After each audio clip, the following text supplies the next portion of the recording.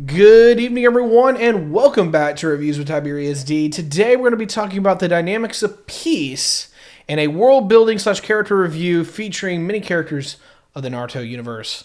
Let's get it rolling.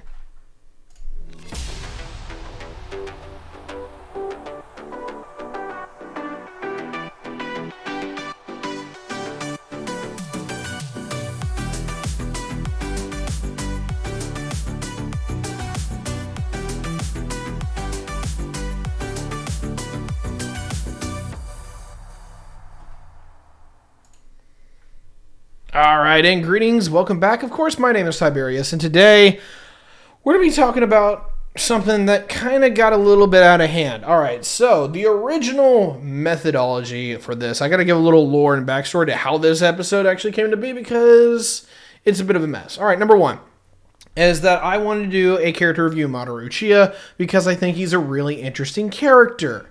That was going pretty well, but I realized very quickly that I wanted to compare Hashirama and Madara in their philosophies on how peace is attained.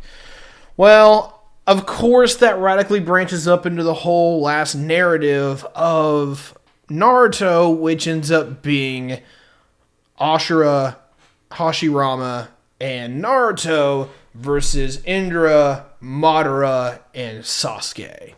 And that just became a whole mess to itself. I also invited a friend. His name was Brento Box. We tried to record that yesterday. It was okay, but it didn't quite go the way I wanted it to go.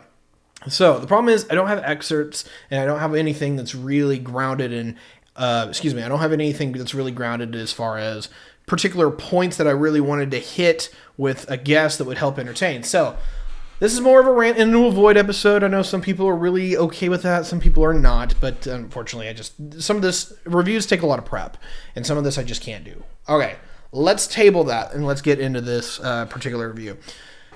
We're going to largely review the philosophical world-building dynamics of Ashura in his incarnations and Indra in his carnations, because they're largely two methodologies in building peace. And so if you're a Mask-Off viewer or even a geopolitics viewer, you might still like this episode, because we're going to be talking about what generates these kind of mentalities. So, Hashirama, and Naruto embodies the peace through, basically peace through community, peace through, peace through a common will kind of idea. And that's bringing people together to realize that you have common interests and building a peace upon that, and where everybody basically gets something nice, something better that they all can largely agree on, that they benefit from, and that is the primary modus operandi of peace for that line of thinking. And of course, in the Naruto universe, or if you will, in the Naruto narrative, is that they are portrayed as generally the good guys. Surprise, surprise. The antithesis to this is the path of Indra, Madara, and Sasuke. And that would be the path of supreme conquest or the final authority. And that is, if nobody is stronger than you, you can force a greater peace among the people who participate into it. And so that took many different forms throughout the series, but in general, the thing that unites all three of these characters is that they want to be the strongest character within the world retrospectively, and they want to enforce their version of peace upon people, and that even if it is more or less against their will, it's still peace, and peace is more, if you will, a net good than the means to an end. It's very much a means, or it ends justifies the means kind of mentality.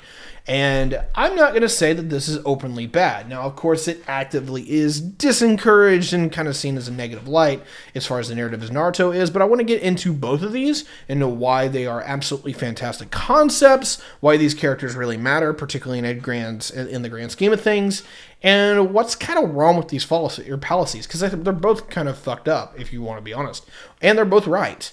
And so I think there's a greater truth to be had here. Okay, let's talk Ashura Path.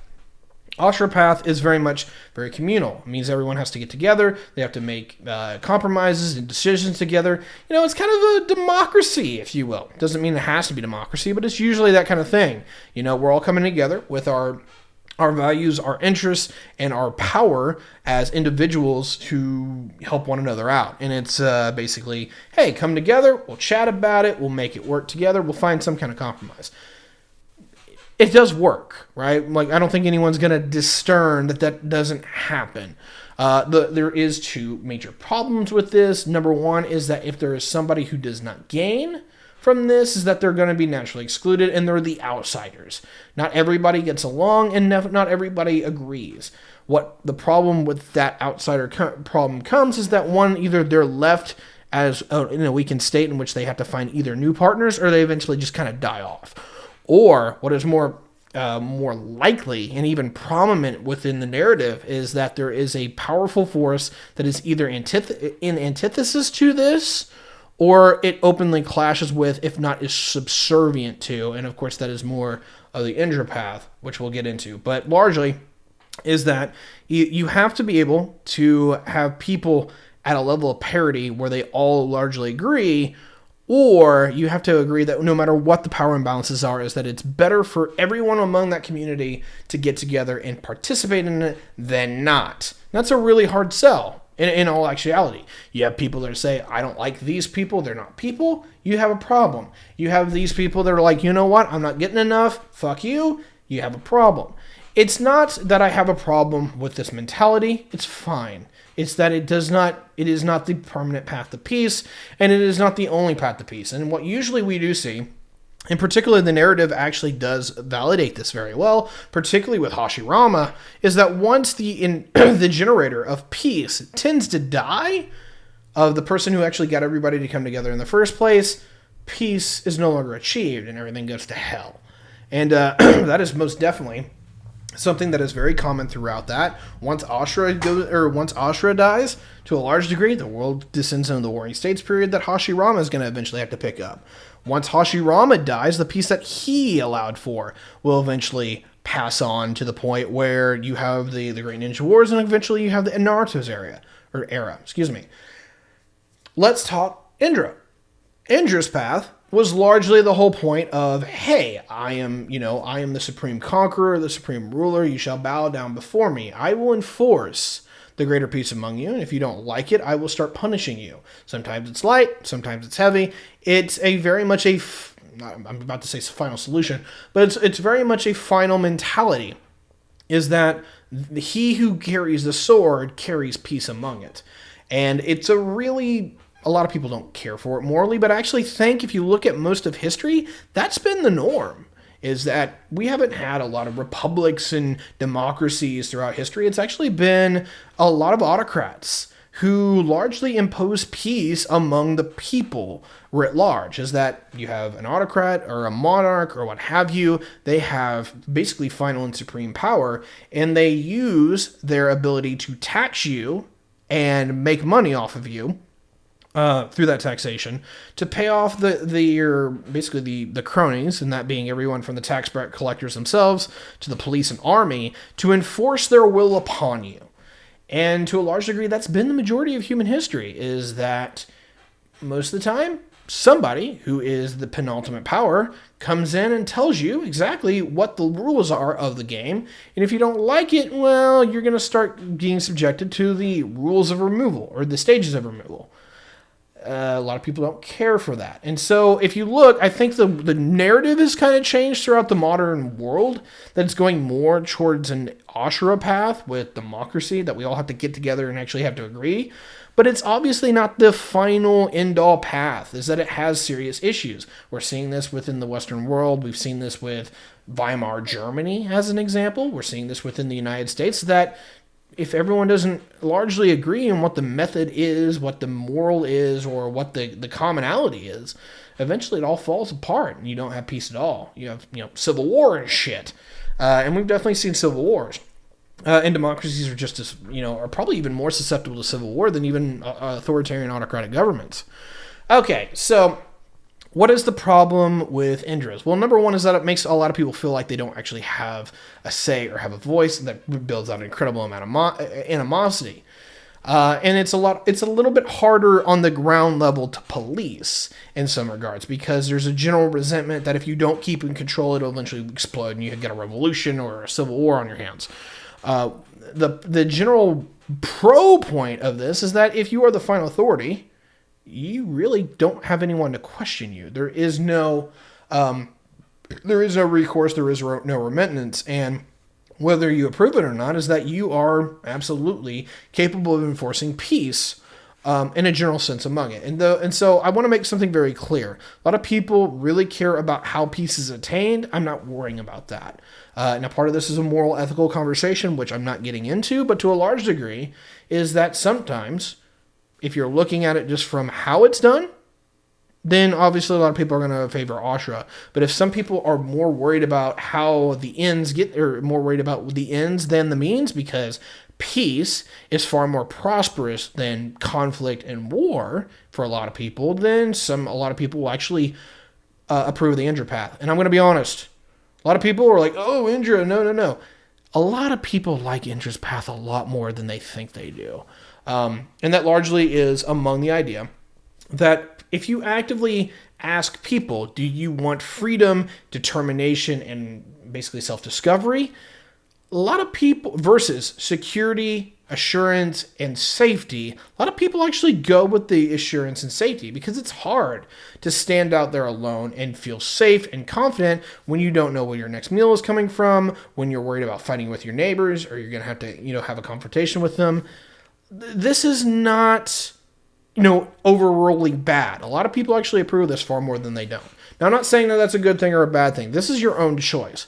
Now, people ask me what I favor. I favor a bit of both, and I think one of the wonderful things about the time that I live in is that it has a bit of both. Is that it gives us the ability to at least have a little bit of a say in what's going on, particularly, if you want to call it this way, we're having a big conversation about marijuana laws. Is that, can we have a peaceful society with people having open access to marijuana? I'm in favor of that. And I'm glad that my society largely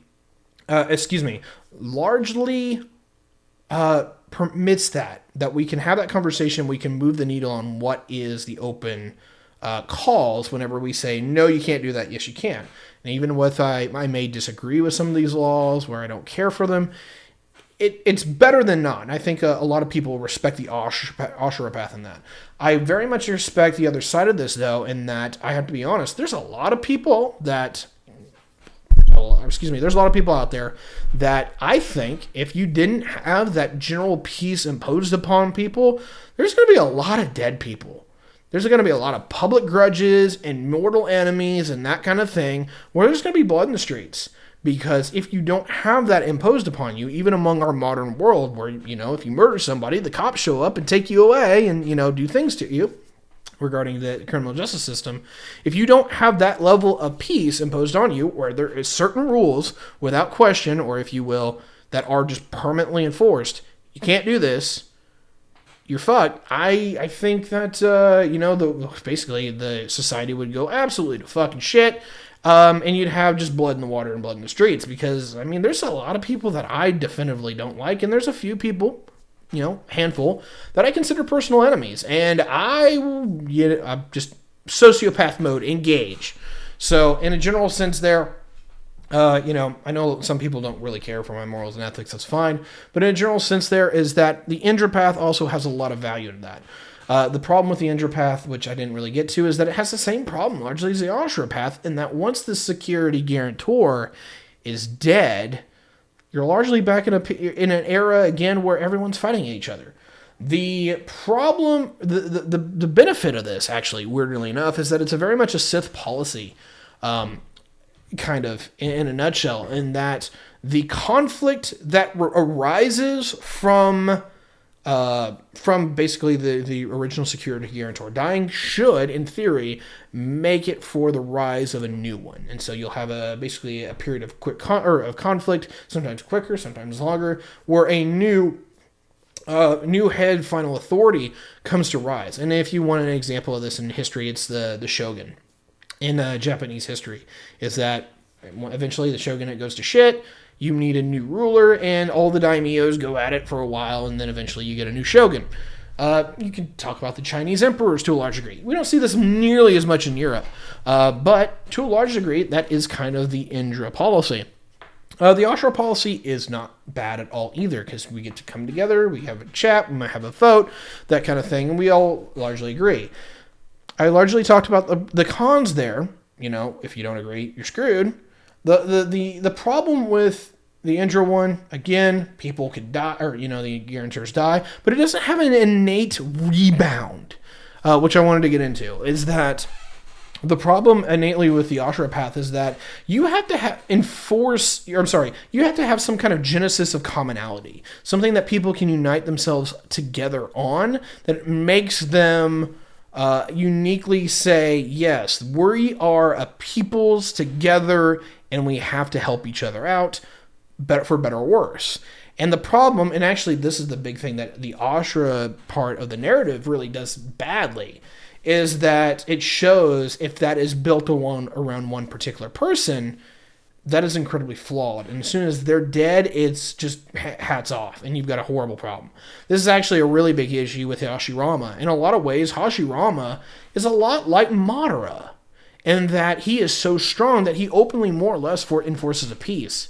And to show how stupidly strong he is, he captures all 9-tailed beasts and disperses them amongst the villages. And he still can maintain peace. And it's not largely until after he dies is when you see the rise of the Great Shinobi World Wars. And so, unironically, even, at least from the narrative points, particularly with Hashirama, is that order is imposed. And some people would argue, to some degree, that Naruto is kind of the same thing here. There's definitely not a lot of nearly as much animosity towards Naruto as there is Hashirama in his era. It seems to be that most of the leaders of the other village actually like Naruto and respect him, or even love him, particularly in Gaara's case. But in a large and general sense, is that would the other villages actually respect the Leaf Village or respect the peace if it wasn't for Naruto, and particularly Naruto backed by Sasuke, they're amply and able to support that peace and defend it. And that's a big thing that is openly flawed, is that particularly, I would say, the narrative actually reinforces Madara's, or if you will, Indra's path far more than it actually lets on to. And I think that's actually a big flaw of the general, of the writer in particular. And I'm sorry to scratch my nose, it's bothering the fuck out of me right now. But in general sense, is that I think that the greater narrative and the story there actually misses a point. And that is Indra's path is a lot more prevalent than is led onto. And you don't see nearly the degree of commonality where we are this people, we're coming together, and we're going to defend that against a superior power. You might say that this comes together a bit with like the Pain arc, and there's some argument to be had there with, we are the Leaf Village, and this is our people. But it doesn't actually outline who can be a Leaf Villager and who isn't. It's largely just you are or you're not. And that's the problem that this narrative actually doesn't hit at all throughout the show for the Ashura path, is that when people come together, they usually have to have a common identity. Why? I don't necessarily know. It's actually a pretty logical thing. Hey, if I'm not fighting you, and at least we stay out of each other's way, or if we work together, we're going to be way better off than being in conflict. That's definitely true. It's just a very logical thing. And this is the economy of scales argument and the whole 9 yards.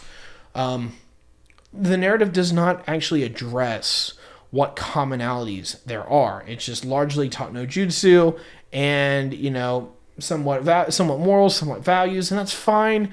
But that's usually not enough to take on the bacon here. Is that you need, at least throughout most of human history, is that if you're going to have people come together under a common aegis, you need a common creed or a common identity that reaffirms that. And that's one of the wonderful things that we've seen with the rise of nation states and the rise of these multi-party democracies and whatever, is that to a large degree, even with the breakdown with political parties and certain factions, is that largely, as long as everyone's playing within the general accepted rules, they will all accept each other as a commonality, even if you are Democrat, Republican, what have you. You accept each other as Americans. Now, obviously, we're having problems today with that. Hopefully, that's just another bump in the road, that sometimes things get a little shitty before they get better again. Let's hope that that's the case and not anything else, because we've already had one civil war. We don't need another one. But in a general sense, I just wanted to take a quick minute to outline that worldview, that world building, and the moral and ethical points. I blew largely 20 minutes on it. I don't know if I really have anything else I want to say that wouldn't be repeating myself, because I largely hit the points. I can't hit this. The differences between Ashura, Hashirama, and Naruto. I will hit those, and I'll hit the other side.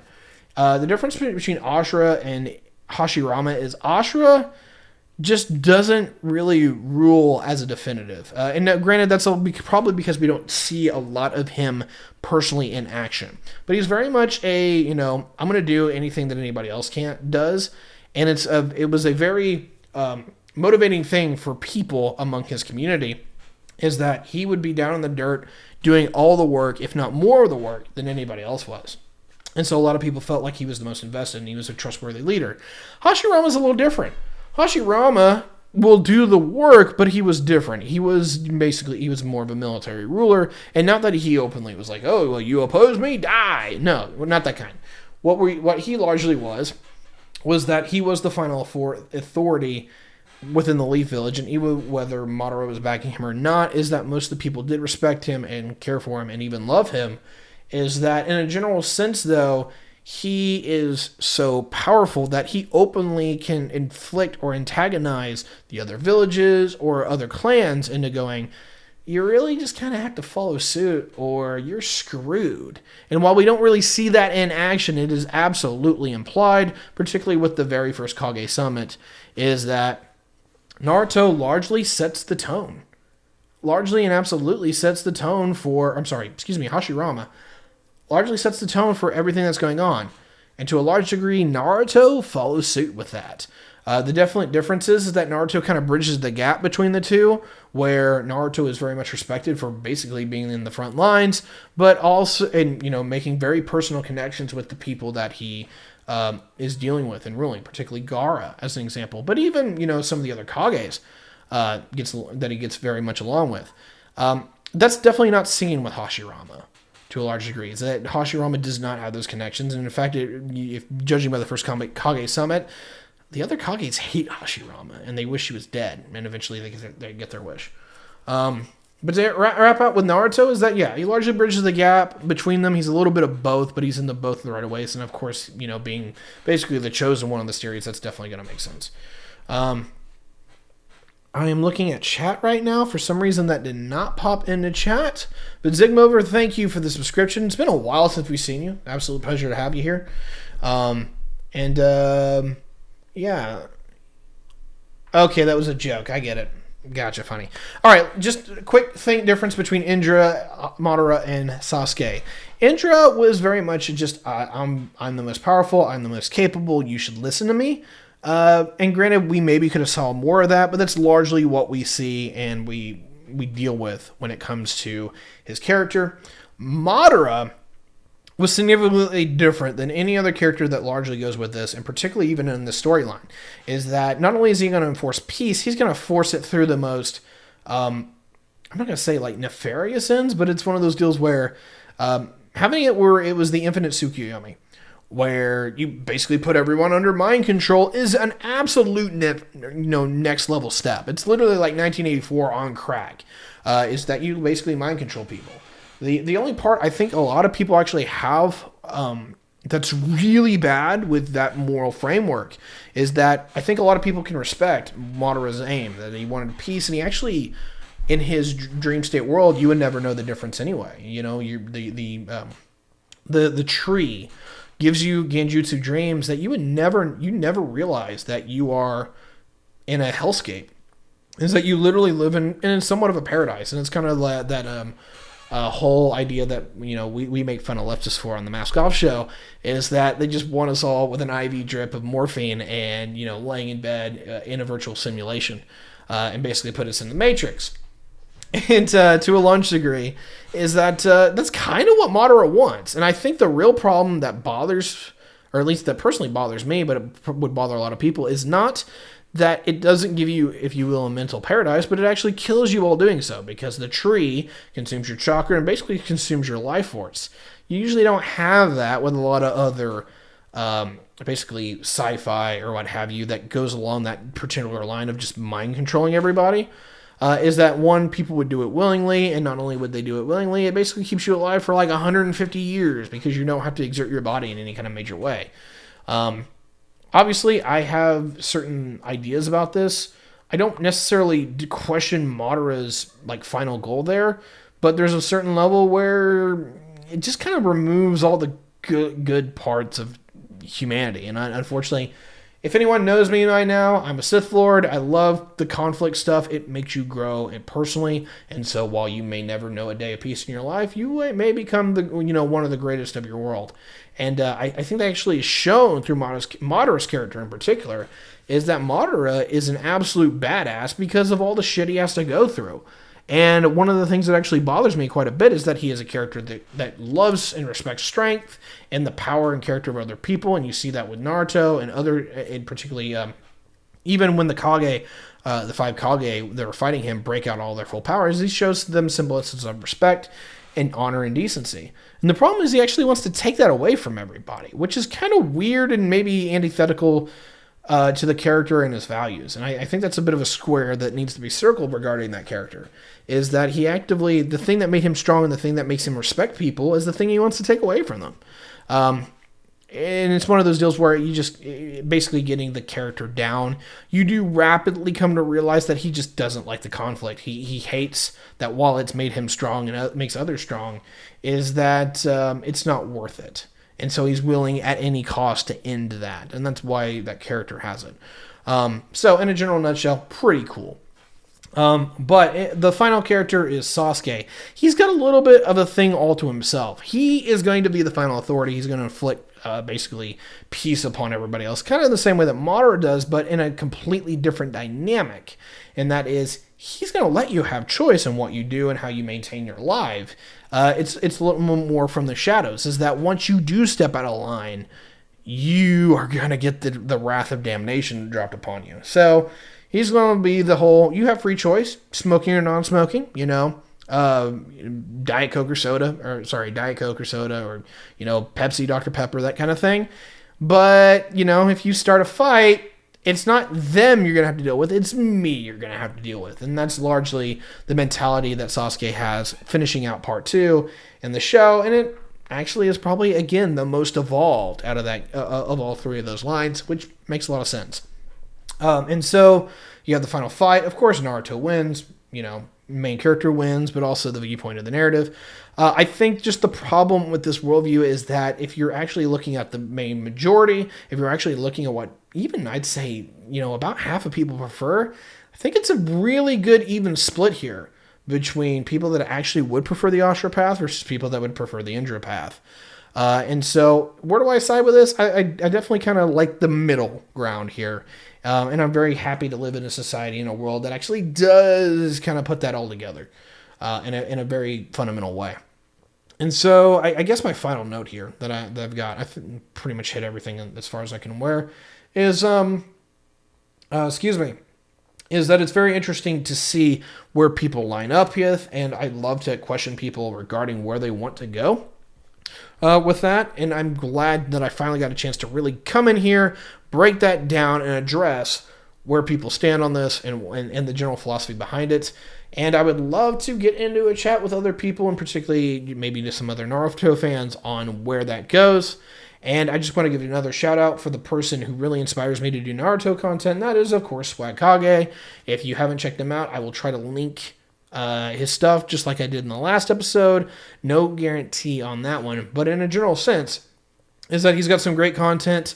I love his Madara character review, among others. And Swag, if you ever get a chance, if you ever watch this, that kind of thing, I'd love to chat with you, maybe just a little bit. Been a fan of yours for like 4 or 5 years now. I started when you were doing like midway through the chakra stuff, or right before you started. I can't remember exactly.